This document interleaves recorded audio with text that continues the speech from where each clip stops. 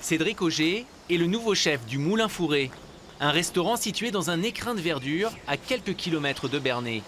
Cédric a racheté l'établissement il y a peu et si son choix s'est porté ici, c'est en partie à cause de cette préenseigne. Ça permet d'avoir un visuel, avoir une vitrine et que les gens passent devant et se disent « Ah tiens, il y a un restaurant par ici ». On est vraiment quand même perdu en plein milieu de la campagne.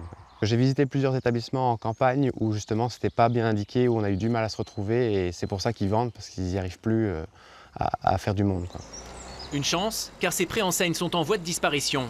Suite à un arrêté ministériel pris il y a 3 ans, 75% des communes de moins de 10 000 habitants les ont effacées du paysage, au motif d'une pollution visuelle. Mais pour beaucoup de restaurateurs et d'hôteliers installés à la campagne, cette mesure a parfois été catastrophique.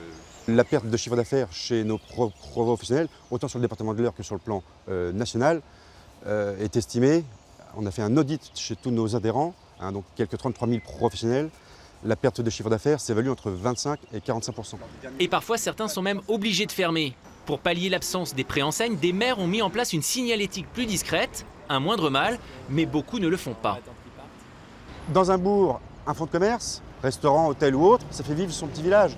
Demain, nous parcourrons encore plus de bornes, sans voir de commerce ouvert, sans voir une seule enseigne. Ces points de vente sont aussi le tissu social des habitants de ces petits bourgs. Inquiets, les professionnels du secteur ont donc interpellé les parlementaires. Leur espoir, qu'ils annulent l'arrêté de 2015 et autorisent à nouveau les préenseignes.